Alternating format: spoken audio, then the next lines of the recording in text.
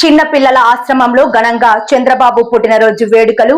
విశాఖ జిల్లా గాజువాక 86వ వార్డ్ మాజీ కార్పొరేటర్ లేల కోటేశ్వరరావు ఆధ్వర్యంలో రాష్ట్ర ముఖ్యమంత్రి చంద్రబాబు నాయుడు 76వ పుట్టినరోజు వేడుకలు జీఎస్ ఫౌండేషన్ చిన్నపిల్లల ఆశ్రమంలో ఘనంగా నిర్వహించారు. చిన్నారులకు దుప్పట్లు పంపిణీ చేయడంతో పాటు మధ్యాహ్న భోజనాన్ని కూడా ఏర్పాటు చేశారు. ఈ సందర్భంగా వారు మాట్లాడుతూ దేశంలోనే విజన్ ఉన్న నాయకుడు చంద్రబాబు నాయుడు అని అన్నారు.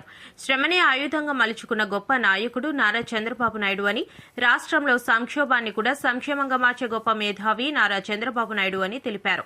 ప్రజలందరి తరఫున చంద్రబాబు నాయుడుకి పుట్టినరోజు శుభాకాంక్షలు తెలిపారు.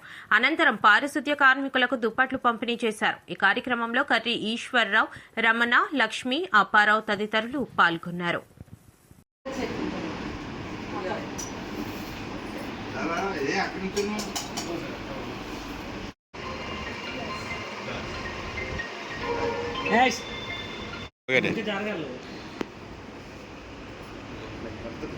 ఓకే.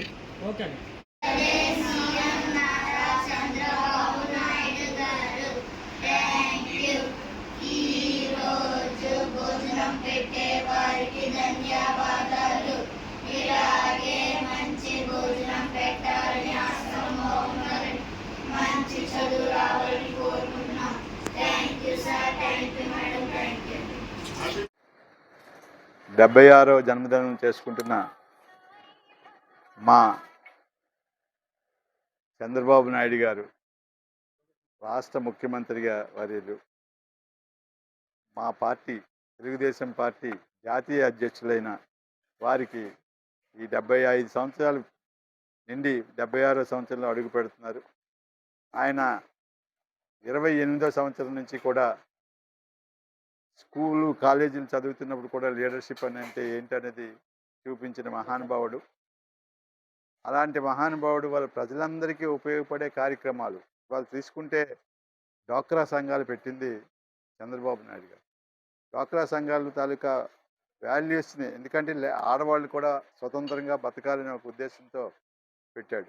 అటువంటి ముఖ్యమంత్రి మనకి ఇవాళ కంటిన్యూగా ఇంకా 20 సంవత్సరాలు చేయాల్సిన అవసరం ఉన్నది. ఎందుకంటే ఆయన విజన్ 44 వరకు 1944 వరకు ఒక విజన్ పెట్టుకుని కార్యక్రమాలు చేస్తున్నారు. ఆ విజన్లో ఉన్నంత వరకు మనం కార్యక్రమాలు చేయించుకుని ఆయనతో మన రాష్ట్రాన్ని అభివృద్ధి చెందుకుని ఇండియాలోనే నెంబర్ 1 రాష్ట్రంగా అభివృద్ధి చెందుతుందని చెప్పి ఆయన ద్వారా చెందుతుందని చెప్పి తెలియపరుస్తున్నాను. ఇంకొక విషయం చెప్తున్నాను.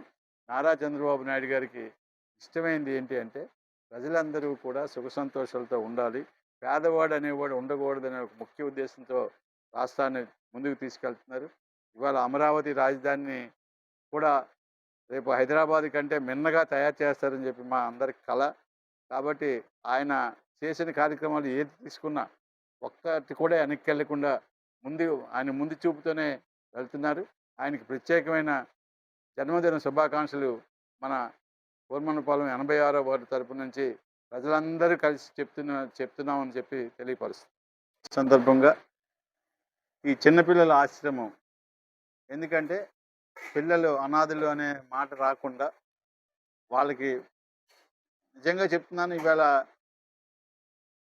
నారా చంద్రబాబు నాయుడు గారు ఈ అన్నం అనేది ఎందుకు పెట్టాడంటే 5 రూపాయలకే భోజనం అనేది ఎందుకు కాన్సెప్ట్ అంటే పేదవాడు ఎవరు కూడా ఆకలితో అలమటించకూడదనే ఉద్దేశంతో కాన్సెప్ట్తో పెట్టాడు. కాబట్టి అదే ఉద్దేశంతో ఇక్కడ పిల్లల ఆశ్రమం ఉంది. ఇక్కడ ఈ ఆశ్రమంలో